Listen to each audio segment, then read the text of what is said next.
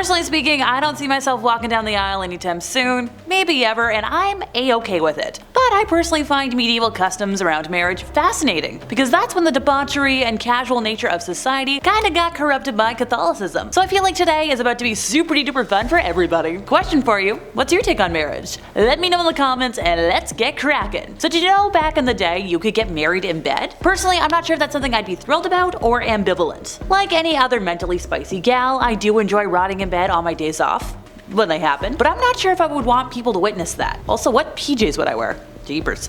Sorry, back on topic I go. So couples didn't need to marry in a church. They could get married in the pub, at a friend's house, or yeah, in bed. And there's in fact legal records showing that all of the above happened. In the medieval ages, getting married was easy for Christians living in Western Europe, because according to the church, which created and enforced marriage law, couples didn't need the permission of their families or a priest to officiate, at first. However, while tying the knot could take a matter of moments, proving that you were wed was kind of difficult. Although the church controlled, or tried to control marriage, couples didn't need to get married in the church. All that was required for a valid binding marriage was the consent of the two people involved. In England, some people did marry near churches to give greater spiritual weight to proceedings, which was often at the church door, which led to some rather fabulous church porches being added to earlier buildings, but this still didn't necessarily involve a priest. Hey look, sign me up for any kind of situation where you can avoid one of those guys. Contrary to popular belief, when it came to marriages, there was one very particular rule: no incest allowed. You couldn't marry a relative, even if you only had a great-great-great-great-great-grandparent in common. I'm guessing everybody carried around a copy of their family tree? Cripes, I should ask my brother for a copy of mine. Granted, I feel like after growing up in a small town where so many people are either related to or know each other, that could have been pretty messy to enforce. There was a number of other impediments also that could prevent a marriage going ahead, but might be waived in certain circumstances if the marriage had already taken place. So couples who were already related were not to marry was the big one though. The definition of family was very broad, by the way. Before 1215, anybody with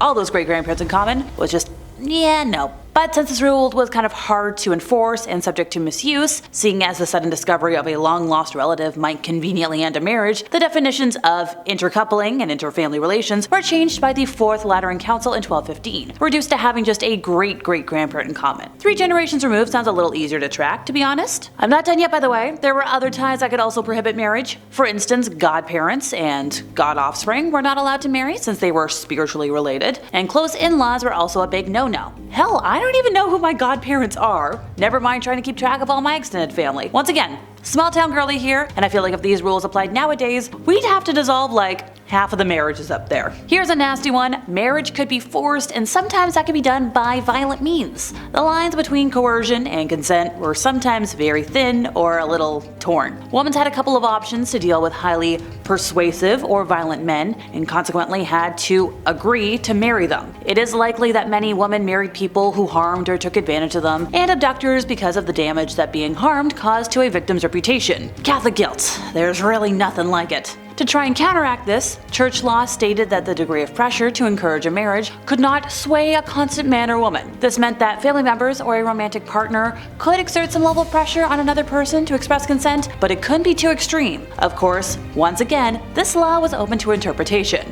So by that, don't tie your partner to the altar or yell at them in front of the priest and you're fine. Oh, and remember to cover up any bruises. In my opinion, this rule's doing a hell of a lot of nothing. The Garter was another tradition that originated in the medieval period. You know, that awkward moment during every wedding reception where the groom crawls under his bride's dress and removes the thigh bracelet, often with his teeth. Look, I'm all for having fun, but I don't think I've ever seen it done without it being kind of ridiculous. Feel free to prove me wrong in the comments though. Traditionally speaking, men who presented their lady with a bride's garter were said to have a faithful marriage, which I feel like that's been disproven at this point, but hey, what do I know. The bride's clothing was also associated with good luck, and wedding guests would chase after her at the end of the celebration in an attempt to grab a scrap of the lucky cloth to keep for themselves. Well, that just sounds like a bleeping nightmare. I've done enough character performing where I've had hundreds of little hands grabbing at my costumes, and I'm not a big fan of that as it is. Never mind trying to outrun grown adults who want to rip my dress. When it came time for coitus, you could only get it on if you played by the rules. Once married, there was an extensive set of rules about banging that constituted as a grave sin if transgressed. People were not allowed to participate in that act on Holy Sundays, Thursdays, or Fridays. on any feast or fast days due to religious reasons. Abstinence was to be observed when practicing Christians were fasting, also when a woman was considered to be unclean when menstruating, breastfeeding, and for 40 days after bringing life into the world. So all in all, if you do the math, the average married couple could legally have coitus less than once a week. Seriously, when you consider that there are only 4 days a week to start off with, knock out a week every month while somebody is on their period, take out an entire month for Lent, forget Christmas, that's a lot of limitations. Also for the church, the only acceptable activity was male-female procreative acts, because they viewed homosexuality as a sin, and some Catholics still do to this day. Not all, just enough of a chunk to mention. In much of medieval Europe, self-pleasure was considered to be immoral. In fact, it was deemed to be less immoral for a man to visit a pleasure worker than to self-indulge, since the paid act could still result in procreation. Alrighty folks, you heard the law. Pay your damn pleasure workers what they're worth instead of trying to do it yourself. In spite of these limitations, pleasure was not entirely out of the question, and was even encouraged by some religious scholars. However, it could not be the primary focus, since according to the all-powerful Catholic Church, intercourse was for procreation, and enjoyment was a side effect of that aim. I tend to view it a little differently. But then again, I'm not Catholic or Christian. One fact that I found particularly fascinating was that the Middle Ages brought about the custom of the bride standing on the left side of the altar during the ceremony, which we still see today. This was due to the belief that Eve was created out of Adam's left rib, so once again, we see that good old Catholic Bible tale come into play. It was also deemed necessary for the man's fighting arm, which was assumed to be his right arm, to be ready at any time should somebody object to the marriage and try to steal the bride away. Remember folks, up until recently, if you were a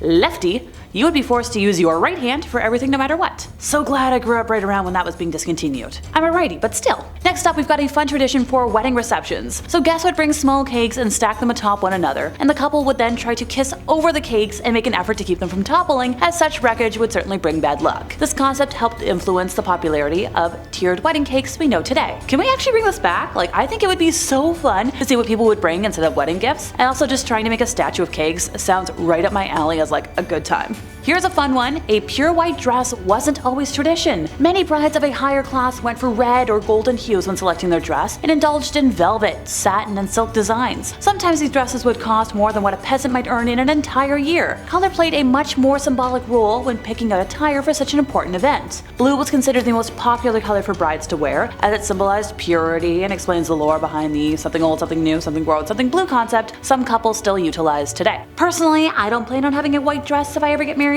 Probably a black ball gown, or at the very least like a blush color if I'm feeling traditional. Pure white just does not look good against my very, very pale white skin. Alright, we're gonna touch back on a point I already covered a little bit earlier. Divorce as we understand it today did not exist. So other than the whole related thing, the only other way to end a marriage was to prove it had not legally existed in the first place. Christians could only be married to one person at a time, and it was also considered bigamy if somebody bound to the church by a religious vow got married. As well as being single and vow free, you also had to be marrying a fellow Christian, which breaking any of these rules, end of your marriage we go. Surprisingly, another reason you could file for divorce was if the husband failed to please his woman in bed. Then a council would be set up, which would monitor the coitus activity of the couple, and if it was deemed that the husband was incapable of satisfying his wife, the grounds for divorce were permitted. Well dang, I can think of a couple of ex-boyfriends that would definitely get granted a divorce if that's the case. We're ending today with a fun one, and that's the fact that a Catholic marriage could really only be made official by consummating actions. Wink wink. There were various ways in which a medieval couple could use words or actions to create a marriage. Consent to marry could be given verbally by words of present consent. No specific phrase or formula was required. A present consent marriage did not have to be consummated in order to count. However, if the couple had agreed to get married at some point in the future and then had coitus, this was seen as a physical expression of present consent. So for engaged couples, performing that act created a legally binding marriage. I can think of one specific couple I know that's been engaged for like a year now that would technically already be married under those rules.